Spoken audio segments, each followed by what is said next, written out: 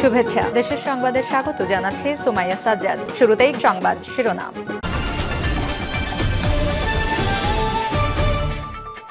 আসসালামু আলাইকুম। আপডেট বাংলা সংবাদে আপনাকে স্বাগত। শুরুতেই শিরোনাম, পরে বিস্তারিত। দেশে আওয়ামী লীগের নামে রাজনীতি করার জায়গা নেই বলল নূর। এদিকে আওয়ামী লীগ নিজেরা নিজেদের হত্যা করেছে বলল খন্দকার মোশাররফ। এদিকে তলব পাল্টা তলবে ঢাকা দিল্লি সম্পর্কে টানাপোড়েন বাড়ছে। আরো থাকছে, শেখ হাসিনা দালাই লামা নন, ভারতের উচিত তাকে সমর্থন না দেওয়া। অন্যদিকে অপারেশন ডেভিল হান্টে যেন কোনো ডেভিল বাদ না যায়। এবং সর্বশেষ জানিয়ে দেব, আওয়ামী লীগের বোঝা ডক্টর ইউনূসের ঘাড়ে। শিরোনাম শুনছিলেন, এবার বিস্তারিত। দেশে আওয়ামী লীগের নামে রাজনীতি করার জায়গা নেই বলল নূর।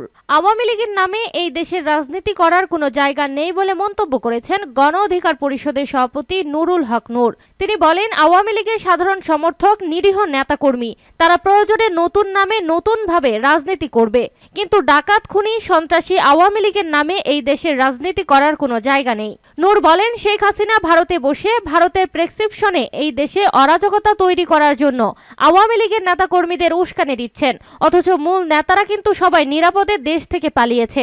তিনি বলেন, দেশে অবস্থানরত সাধারণ আওয়ামী লীগ, নিরীহ আওয়ামী লীগরা যারা জনগণের উপর অত্যাচার নির্যাতন চালাননি, গুম খুন চালাননি, তাদের বলবো, আপনারা জনগণের কাছে ক্ষমা চান, এলাকার মানুষের কাছে ক্ষমা চান, মানুষ আপনাদের ক্ষমা করবে। তিনি আরো বলেন, যারা বিগত 15 থেকে 16 বছরের ক্ষমতাকে ধরাকে সরা জ্ঞান করে জনগণের উপর অত্যাচার নির্যাতন চালিয়েছে, মামলা হামলা করে এলাকা ছাড়া করেছে, তাদের কোনো ক্ষমা নেই। গণ অধিকার পরিষদের সভাপতি বলেন, সরকারকে আমরা বলেছিলাম, আওয়ামী লীগের মতো এই ফ্যাসিস্ট রাজনৈতিক দল, গণহত্যাকারী, খুনির দল, এদের যদি বাংলাদেশের রাজনীতি থেকে নিষিদ্ধ না করা হয়, আগামীর বাংলাদেশ এরকম ফ্যাসিস্ট তৈরি হবে, খুনি স্বৈরাচার তৈরি হবে।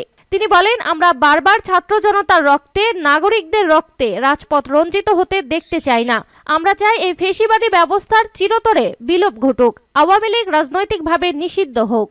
আওয়ামী লীগ নিজেরা নিজেদের হত্যা করেছে বলল খন্দকার মোশাররফ। বিএনপির স্থায়ী কমিটির সদস্য খন্দকার মোশাররফ হোসেন বলেছেন, আওয়ামী লীগ নিজেরা নিজেদের হত্যা করেছে। তারা রাস্তাঘাটে মুরাল বানিয়ে রাষ্ট্রের শত শত কোটি টাকা নষ্ট করেছে। খন্দকার মোশাররফ হোসেন বলেন, শেখ হাসিনা পদত্যাগ করে বিদেশে পালিয়ে গেছে, তার সঙ্গে থাকা লুটপাটকারীদের এক অংশ বিভিন্নভাবে পালিয়েছে। আমরা এই সরকারকে বলতে চাই, তাদের বিরুদ্ধে ব্যবস্থা নেওয়া হোক, না হলে তারা ষড়যন্ত্র করেই যাবে। তিনি বলেন, খুন, গুম ও নির্যাতনের বিরুদ্ধে এবং গণতন্ত্র পুনরুদ্ধার করার জন্য গত 15 বছর আন্দোলন করেছি। বেগম খালেদা জিয়া, তারেক রহমান সহ ওয়ার্ডের কর্মীদেরও হামলা, মিথ্যা মামলায় হয়রানি করা হয়েছে। আমি নিজেও বিভিন্ন মেয়াদে 5 বছর কারাবরণ করেছি। জুলাই আন্দোলনে 1,500-এরও বেশি ছাত্র নিহত হয়েছে, হাজার হাজার মানুষ আহত হয়েছে। দলের নির্বাচনের প্রস্তুতি নিয়ে খন্দকার মোশাররফ বলেন, আমরা ক্ষমতায় গেলে কিভাবে দেশ পরিচালনা করব তা 1.5 বছর আগে প্রচার করেছি। যে কোনো সময় নির্বাচনের দিন তারিখ ঘোষণা করা হোক। 300 আসনে বিএনপি নির্বাচনে অংশ নেবে। যারা এখনো ষড়যন্ত্র করছে তাদের বলছি, এদেশের জনগণ এখন বিএনপিকে জনপ্রিয় দল মনে করে।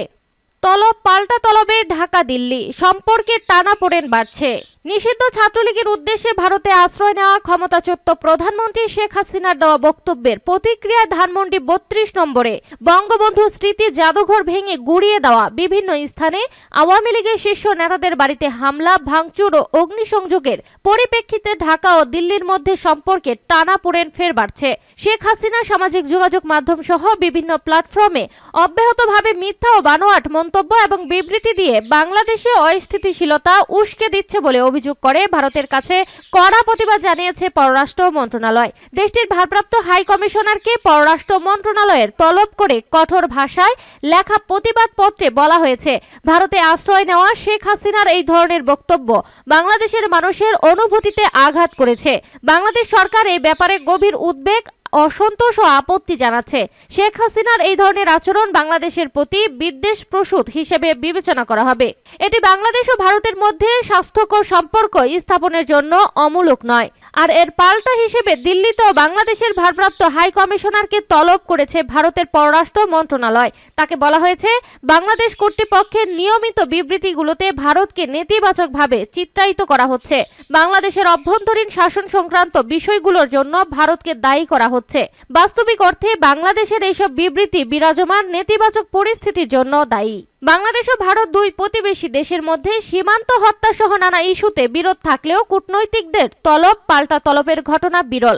তবে গত ৫ আগস্ট ছাত্র জনতার গণ অভ্যুত্থানে ক্ষমতাচ্যুত শেখ হাসিনা ভারতে আশ্রয় নেওয়ার পর প্রেক্ষাপট পাল্টে গেছে। ভারতের আশ্রয় থেকে নানা সময়ে শেখ হাসিনা বাংলাদেশের অন্তর্বর্তী সরকার ও অভ্যুত্থানে নেতৃত্ব দানকারী শিক্ষার্থীদের বিরুদ্ধে ক্রমাগত বিদ্বেষগার করে গেছেন। এই ব্যাপারে ভারতের পররাষ্ট্র সচিব সহ হাই কমিশনারকে পররাষ্ট্র মন্ত্রণালয় থেকে একাধিকবার বলা সত্ত্বেও সমস্যার সমাধান হয়নি। শেষ পর্যন্ত ছাত্রলীগের উদ্দেশ্যে শেখ হাসিনার দেওয়া বক্তব্যে বিষোদগারের মাত্রা ছড়িয়ে গেলে ছাত্র জনতার ক্ষোভ গিয়ে পড়ে বঙ্গবন্ধু স্মৃতি জাদুঘর ও আওয়ামী নেতাদের পরিত্যক্ত বাড়িঘরে। শেখ হাসিনা দালাই লামা নন, ভারতের উচিত তাকে সমর্থন না দেওয়া। ৫ আগস্ট থেকে ৫ ফেব্রুয়ারি রক্তক্ষয়ী গণ অভ্যুত্থানে ক্ষমতাচ্যুত হওয়ার ১৮০তম দিনেই সাবেক প্রধানমন্ত্রী শেখ হাসিনা জাতির উদ্দেশ্যে সোশ্যাল মিডিয়ার লাইভে ভাষণ দেওয়ার ঘোষণা দেন। তার এই সিদ্ধান্ত বাংলাদেশিদের একটি বড় অংশের মধ্যে ব্যাপক ক্ষোভের সৃষ্টি করে। অনেকেই ভাবতে শুরু করেন তার দল আওয়ামী লীগ হয়তো প্রত্যাবর্তনের চেষ্টা করছে। শুরুতে যা ছিল হাসিনার একটি সাধারণ ফেসবুক পোস্ট, বাংলাদেশের হাজার হাজার তরুণরা তা কার্যত লুফে নেয়। সেই সঙ্গে ঢাকার কেন্দ্রে প্রতিবাদের একটি বিশাল সমাবেশ অনুষ্ঠিত হয়। হাসিনা তার বক্তৃতা শুরু করার সময় ধানমন্ডি ৩২-এর ঐতিহাসিক ভবনটি, যেখানে তার পিতা শেখ মুজিবুর রহমান বাংলাদেশের মুকুটহীন রাজা হিসেবে তার শেষ দিনগুলো কাটিয়েছিলেন, তার সামনেই কয়েকটি বুলডোজার আনা হয়। তখন এটি কার্যত আগুনে জ্বলছিল। হলুদ বুলডোজারের বড় ধাতব ব্লেডগুলো ভবনের একের পর এক অংশ গুঁড়িয়ে দিতে শুরু করে। ওই ভবন থেকেই বাংলাদেশের স্বাধীনতা সংগ্রামের সময় কিছু গুরুত্বপূর্ণ সিদ্ধান্ত নেওয়া হয়েছিল। ঘটনাটা অনেককেই, এমনকি বাংলাদেশের প্রতিষ্ঠা সদস্যদেরও বিস্মিত করেছে। প্রায় ৪০ জন সেনা সদস্য বাসায় ঢোকার চেষ্টা করেছিলেন। তারা শীঘ্রই বিক্ষোভকারীদের ক্ষোভের মুখে পড়ে সেখান থেকে সরে যান। পরের দিন সূর্যোদয়ের সময় বাংলাদেশ যখন জেগে ওঠে, তখন তার ল্যান্ডস্কেপে পরিবর্তন ঘটে গেছে। বাংলাদেশের মুক্তিযুদ্ধের দীর্ঘ ৯ মাসে পাকিস্তান সেনাবাহিনী যা করতে পারেনি তা ওই রাতে ৯ ঘন্টায় ঘটে যায়। ৩২ নম্বর রোডের ভবনটিতে ইট ও ছাই ছাড়া আর কিছুই ছিল না। অপারেশন ডেভিল হান্টে যেন কোনো ডেভিল বাদ না যায়। গাজীপুরকে যারা সন্ত্রাসের ঘাঁটিতে পরিণত করেছে তাদের চিহ্নিত করে কঠোর ব্যবস্থা নিতে হবে বলে মন্তব্য করেছেন বৈষম্য বিরোধী ছাত্র আন্দোলনের আহ্বায়ক হাসনাত আব্দুল্লাহ। তিনি বলেছেন, অপারেশন ডেভিল হান্টের মধ্য দিয়ে একটি ডেভিলও যেন বাদ না যায়। হাসনাত আব্দুল্লাহ বলেন, হাসিনার লেসপেন্সার আওয়ামী লীগ ও যুবলীগ দেশের সম্পদ বিদেশে পাচার করেছে, কারণ তারা জানতো দিন শেষে তারা দেশে থাকবে না। এজন্য তারা দেশ থেকে $260 বিলিয়ন পাচার করেছে। কিন্তু আমাদের এই দেশে থাকতে হবে, সুতরাং এই দেশের সম্পদ, এই দেশের নিরাপত্তা আমাদের নিশ্চিত করতে হবে। তিনি আরো বলেন, পুলিশ প্রতিশ্রুতি দিয়েছে এবং ইতিমধ্যে পদক্ষেপ নিয়েছে। আমরা এই জায়গা থেকে পুলিশকে সহযোগিতা করতে চাই, তবে এর মানে এই নয় যে পুলিশ আবার মামলা বাণিজ্য করবে বা অপরাধীদের সহজে জামিন দিয়ে দেবে। তিনি বলেন, সাবেক আওয়ামী লীগ বলতে কিছু নেই, এরা হচ্ছে হত্যাকারী।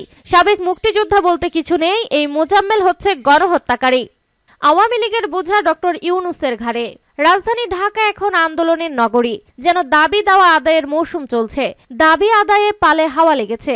প্রতিদিনই নিত্য নতুন দাবিতে রাজপথে আন্দোলন দানা বাঁধছে। সড়ক ও রেল অবরোধের পাশাপাশি প্রধান উপদেষ্টার বাসভবনও ঘেরাও হচ্ছে। প্রধান উপদেষ্টার দপ্তর সূত্রে জানা গেছে, গত ৬ মাসে ১৭০টির মতো আন্দোলন হয়েছে। আন্দোলনের কারণে জনজীবন চরম দুর্ভোগে পড়েছে। তবুও পতিত সরকারের মতো দমন পীড়ন নীতির পরিবর্তে নমনীয় অবস্থানে দেখা যাচ্ছে সরকারকে। ১-২ নয়, গত ৬ মাস ধরে দিনের পর দিন প্রায় একই ধরনের পরিস্থিতি বিরাজ করছে। এমত অবস্থায় পতিত আওয়ামী লীগও আবার কর্মসূচি দিয়েছে। রাজনৈতিক আন্দোলন শুরুর আভাস দিয়েছে বিএনপিও।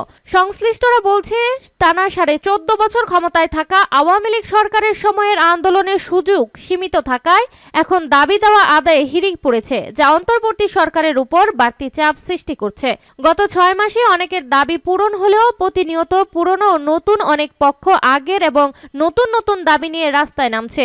শুক্রবার ছুটির দিনেও প্রাথমিক বিদ্যালয়ের শিক্ষকরা ডক্টর ইউনূসের বাসভবন ঘেরাও কর্মসূচি পালন করেছে।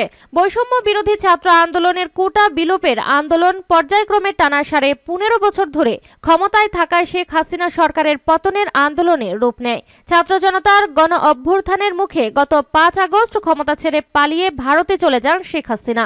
ক্ষমতাচ্যুত সরকারের মন্ত্রী, এমপি ও মন্ত্রী প্রতিমন্ত্রী প্রধানমন্ত্রী এবং আওয়ামী লীগের নেতাকর্মীরা চলে যান আত্মগোপনে।